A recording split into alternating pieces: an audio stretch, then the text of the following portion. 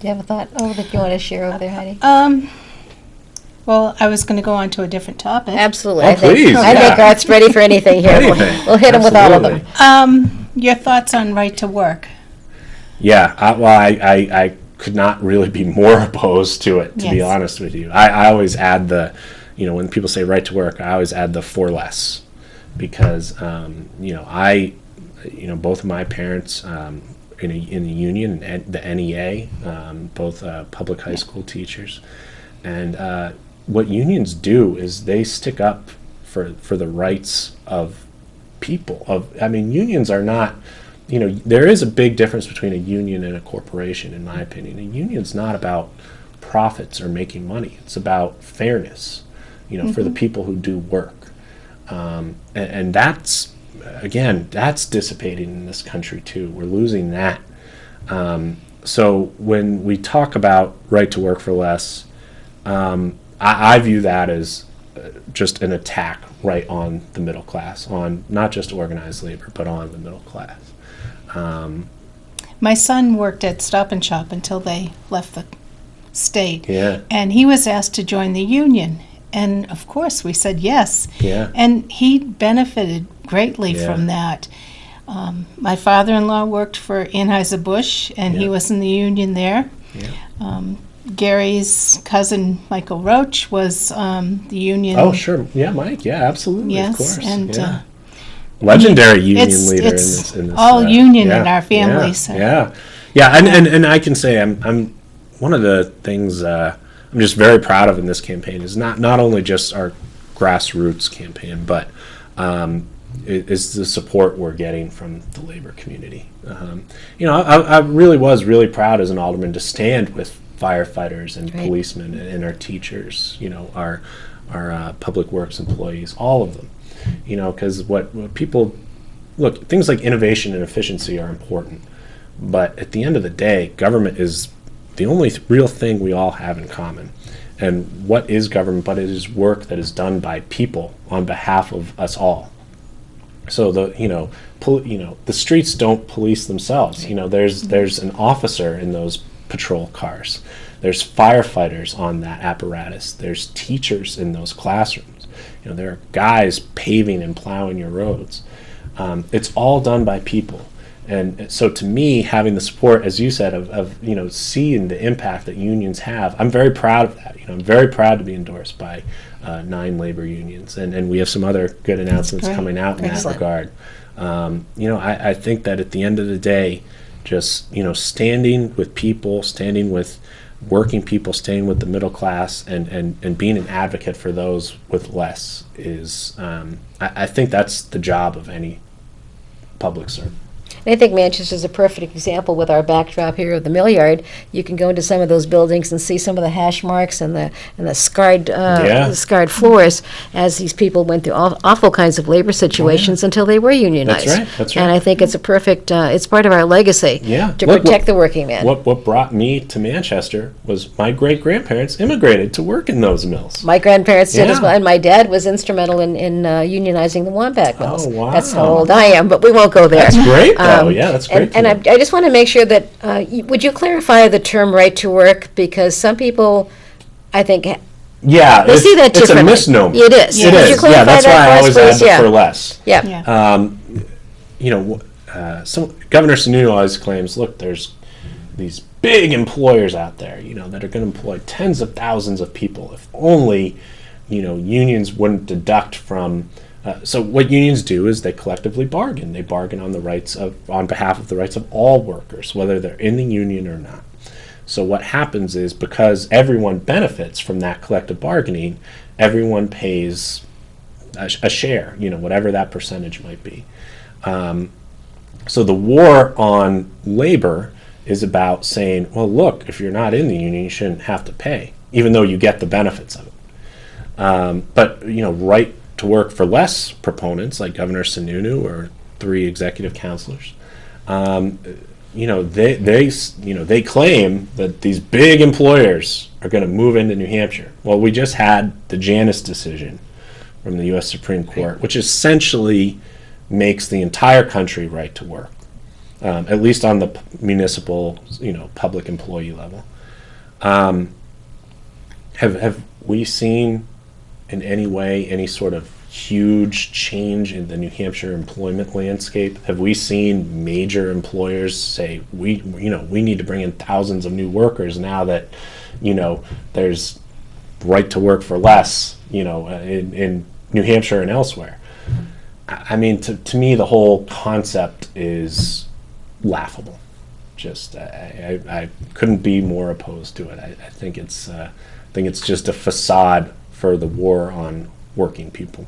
And I just wanted to be sure that everybody kind of understood what we're talking about here, because as you said, I mean, that was one of the first fights this term in the legislature, and we had a different result that the Janus decision has now brought to us.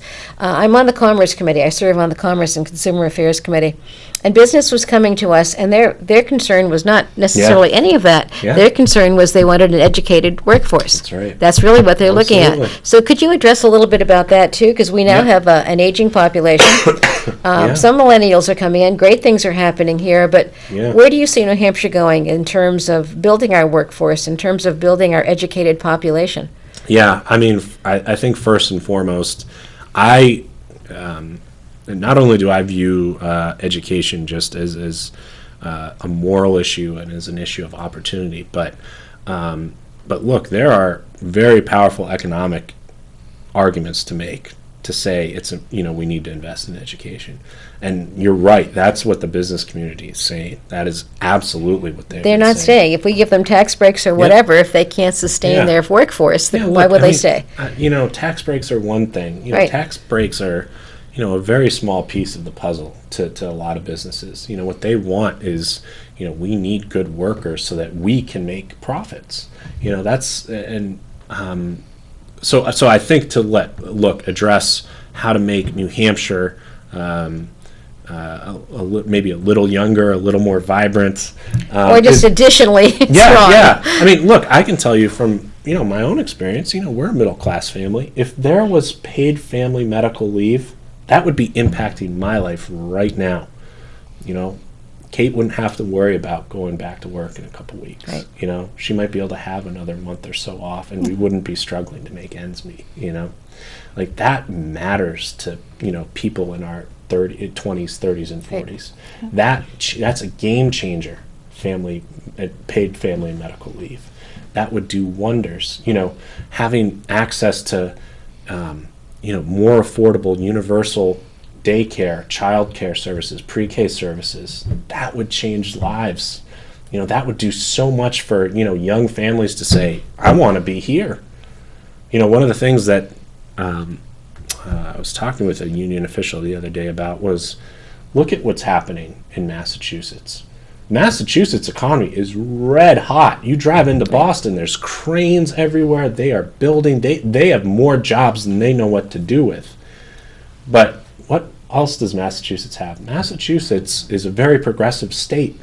They are all about investing in education. They are all about having strong unions because they know that education leads to opportunity. And they know that a unionized workforce benefits everybody. So you see what's happening there, and you say, okay, wow, there's no reason we can't do that here. And in fact, we should be doing more of it. Here in Manchester, southern New Hampshire, we are totally integrated into that metropolitan Boston economy. That is what we would be considered. And so what we really need to start enacting policies that are pro-family.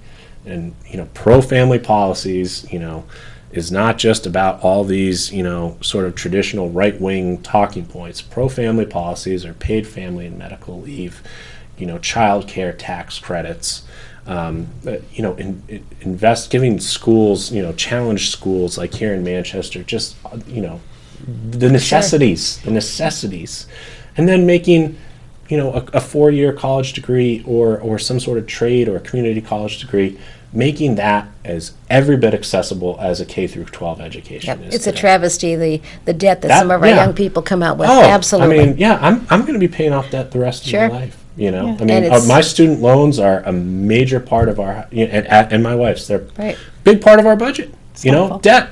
just because we wanted to be educated. Right, and you wanted to have a good family life Yeah. and pay it forward for your children. That's right. And yet the consequences financially are dastardly. Yeah, Absolutely. look, there's if you're really, if you have family values, it's about doing things to make the lives of people with families just maybe a little bit easier, a little less hard, And so there's a lot of things we can do, not just the business community, but our state government needs to start taking some real leadership and not just say we're pro-family, but actually put in, enact policies that, aren't just going to talk the talk, but are going to walk the walk. Right, that family medical leave insurance looked as though it was poised to go through, at least at some measure, and it failed at the last minute. So I think you're absolutely right. If we're going to sustain our status as one of the great states of the 50 states, absolutely we have to do that kind of thing. Yeah, look, the quality of life here is great. It's amazing. It's a great, I can't even, it's hard for me to fathom raising a family elsewhere. The quality of life here is so amazing. But, things change over time, and if we're not keeping up with the times, then guess what? Young families like mine might just say, well, look, I'll make more money and have a better quality of life in Boston. Right. I'll move 30 miles away and I'll be doing a lot better. We can't afford to have that happen here. And none of us wants to believe that will be the case, so we have to continue to work to make sure that is not the case. That's absolutely. Right. Yeah, just keep moving the ball forward. Yeah. Well, speaking of Boston, what's your thoughts on the rails? Yeah. To me, it's strange we don't have commuter rail to Boston.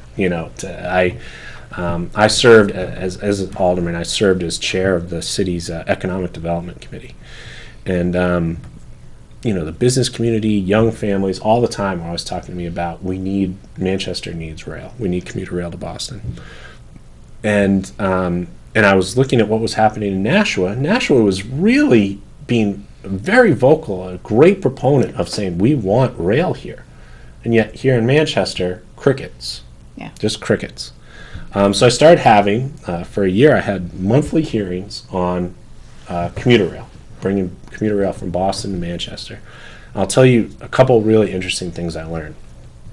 Number one, and I'll talk about the economic development second, but number one, people don't talk enough about the quality of life benefits. I mean, we're talking about several thousand people who either live in New Hampshire and work in Boston, or live in Boston, work in New Hampshire, whose daily lives are going to be changed significantly, who aren't going to be spending, 3 to 4 hours a day in a traffic jam, that are going to be able to hop on a train, do some work, or catch up on some sleep, whatever it might be. That's going to be, for working families, that's important. So the quality of life benefits of rail are great. And secondly, there's incredible opportunity for public-private partnerships here. Real estate developers in Manchester came to the city and said, we'll build the stations. Don't even worry about spending money on that. We'll build them. And you want to know why that they're willing to build them is because of the economic development benefits.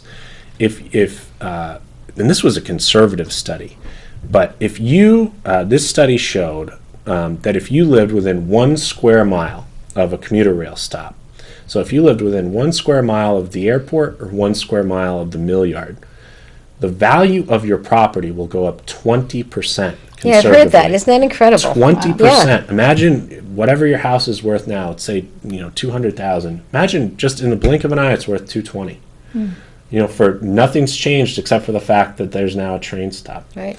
That and by the way, and if you live within 2 square miles of either one of the airport or mill yard stops, the value of your house is still going up 10%. So by the way, that's most of the city of Manchester. Absolutely, yes. So that's huge for families. Yes. That will be huge. Imagine having the value of your home all of a sudden go up double digits, and you didn't have to do anything. It's just because of the fact that commuter rail provides real economic benefits to the business community, by the way. So not only does the business community benefit, so do families, so do homeowners. That's amazing to me. As I said, I'm kind of perplexed that we don't, my parents talk about hopping on the train station in Manchester and going to Boston when they were young. So what's the problem? Why don't we move forward with this? Why is there such pushback, in your opinion? Is it the cost? Is it an economic? I think it's just ideology. Really? I really do. I think it's the fact that that there are people who strongly believe that we shouldn't be subsidizing public transportation. Or they'll say, well, there's buses or there's a car, there's other options. Well, there's cars, but the cars are yeah, miles and miles on the highway. Exactly. Exactly. And it's just, it's issues. They bring up points that try to divert from the issue at hand. Look, of course, public transportation is subsidized. Every sort of whatever government might do is subsidized by us, the people, whether that's our education, whether it's our healthcare, whether it's our transportation. I'd much rather be investing in those things than giving people of means more tax benefit, more tax cuts. People who don't need more, people who already have a lot. By the way, that's what tax cuts are. It's subsidies for them. So it's a question of, what do you want to invest in? Do you want to invest in more for people who already have more, or do you want to invest in your community? And by the way, in all these people who the quality of life is going to change, the businesses who are going to see their, profits thrive, the homeowners who are going to see the values of their home go up. I mean, there's so many reasons to do it, and we're one step away. We're one step away. And I think if we have some changes in the legislature and some changes up in Concord, then maybe the eventuality will get even closer and closer by the day. So I'm really hopeful that I really hope so. That can really happen. Now, am I correct? When you're on the executive council, you do plan for the 10-year transportation plan? That's right. And so rail was part of that. One cog of that. Yeah, I guess cog is the wrong word. Yeah, no, it's an apt one. All right. It was, and then the legislature took it out. Exactly. Yeah, one Republican ended up supporting it on the council. I think it was Russ Prescott. Okay, I'm and not Chris sure who it Pappas, was, yeah. of course, and Andy Valinsky. But it was included in the initial plan. But the legislature does have the final authority. But it comes from that the process starts with the governor and the council. Yeah, and of course that when it started, Governor Sununu was in favor of his pipe dream that maybe somehow Amazon might come to Londonderry, which was I don't know what he was thinking, but so he initially was like, okay, let's do it. Then all of a sudden Amazon says, well, you're not even in our top 50. Right. and okay, well, I don't want rail anymore. Yeah. So it's like, talk about subsidies. Well, you were willing to, have commuter rail just because of one major corporation. I mean, that's, wow, you want to talk about corporate welfare. I mean. I'm going to segue a little bit from the role of the executive counselor for a moment and come to a topic that I'd just like to hear your thoughts on, because it is so critically important to many of us in Manchester, but across the country, the opioid crisis and the drug crisis that our country is facing. That is just it's decimating our young people, as we know. It's causing problems with our health system. Would you share any thoughts on where you think we need to go in order to alleviate that, to bring us right on track again? I mean, I can tell you, there is no easy answer. That's I think the difficult thing about this is that this isn't just a public health problem. It's not just a public safety problem. It's not just a government problem or a family problem. It's everything. There's so much of it is interconnected. Science, the neurology, the body chemistry of how people who are addicted to opioids, how it changes. I mean, there's so much that we need to do. I look. Of course, I can tell you. As a 6-year alderman, Of course, I've dealt with this issue, and it's devastating. You'd be hard pressed to find anyone, probably in Manchester, who doesn't know someone whose life has been, adversely impacted by this. And I will say, I think on the local level, we're doing a lot. I believe we are. On the local level, I really think Manchester should be And I'm not saying there's not always more to do. Of course there is. But I do think the people of Manchester should be proud about what's being done right now. I don't think it's an accident that Manchester is being recognized as a leader in this. Oh, we're absolutely on the forefront. I agree. Yeah. But every life lost is just the wrong thing to have happen. Yeah. It doesn't move us forward at all, even for one young life or one older life. Yeah, and so look, when you want to serve in office, one of the things that's just going to be so important is at the local level, the state level, and the federal level, is that there's communication, that ideas are being shared, and that real policy initiatives are being put forward at every level. At the local level, I think, as I said, I think we're doing a lot. Right. The state level, finally, there's sort of now an acknowledgement, okay, we need to do more anyway. And at the federal level, we need to do a lot more. We can't just leave communities like ours here in Manchester just out on our own. Because we don't have the resources to, solve this by ourselves. Yes. We need people at the federal and state level to step up. And that's why I think it's also important to elect people that are going to be advocates, for our communities, that are going to say, hey, look, don't forget about what's happening in Manchester. Don't think that somehow, the fact that you might not live in Manchester or Nashua or any community impacted by this, that just because opioids aren't an issue in your community doesn't mean it's not impacting people. It absolutely is. And you really bring up a very valid point, or at least something that I agree is a very valid point, that need to work together on all levels, from state to federal and to the local level as well, but even across party lines, even just sitting next to your colleague at the executive council meetings, making sure that you are networking on behalf of everybody, of all people. And by the way, I'm really glad you used the term colleagues.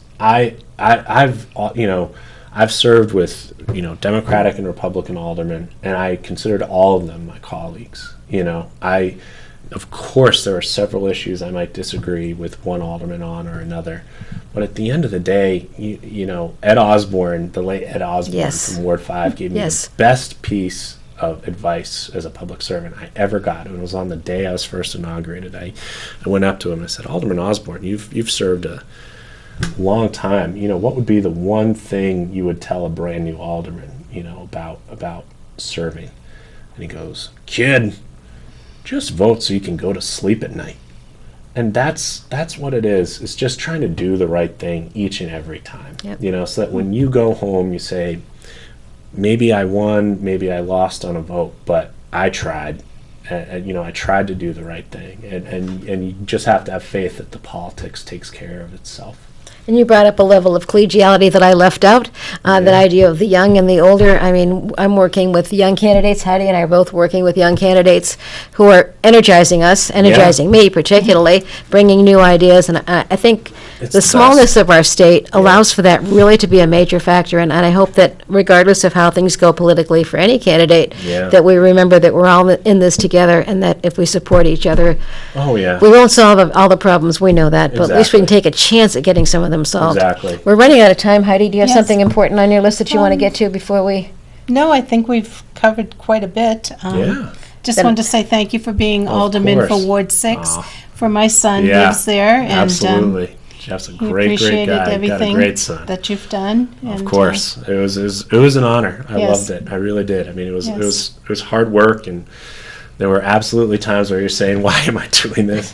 But I certainly understand that. But I've as I said, I've had a couple years, to be with my family. To we've moved and added another one to our clan, and you really realize at the end of the day how important it is to just, as Barack Obama said, be the change you want to see in the world. To me, whether I win a political campaign or lose it, having that example, I think, for young people is so important. I hope my boys at least get that. Well, I think your family, your family is totally an example of that kind of thing, because I remember one day meeting your wife at the State House at lunch, and she was up there advocating for, who was she working for? Alzheimer's, yeah. Exactly. Yeah, that's who she works for. And so we're all taking taking the time to do things. Let me close off with one esoteric question that you can't answer in 1 minute. What do you think is the future of our state, and how can you be part of that future? As I said, to me, the most important thing we can do is just focus on strengthening and expanding the middle class. And that means, I believe, in a government that works from the bottom up and not from the top down. I don't believe that those with the most power and the most means need more. I think that we need to focus on, those who are truly in need, what we can do as just fellow citizens to just make their lives a little less hard. And same for the middle class, is just, we really need, some of those policies we were just talking about, paid family and medical leave, investing in education, child care, senior services. So many of these things are just the good and decent thing to do. And not only that, but it changes people's lives for the better. And I think government can be a force for good. One of my favorite sayings is, we deserve a government as good as our people. I think that's a great note to end on. Yeah. I want to thank Garth Corriveau, candidate for for Executive Council, for being with us today. My co-host Heidi Hamer, who is also running for re-election in Ward 10, not re-election, first time election. Yes. In Ward 10 as a state rep, and of course I am an incumbent in Ward 10, 11, 12. Yeah. Anyway, it's been a great pleasure to have you here today and to share some of these ideas. Thank you very much. Ward 13 will be back, I believe, with an interesting group of young students next time. Please stay tuned for that as it plays out. Have a good night, Manchester. Hi, I'm Garth Corriveau, here with my sons Heath and Bo. I'm here to announce today that I am running to represent District 4 on the Executive Council. I hope you'll go to garthcorriveau.com or follow Garth Corriveau for Executive Council on Facebook for campaign updates, to get involved, to contribute. It would be an honor to earn your vote.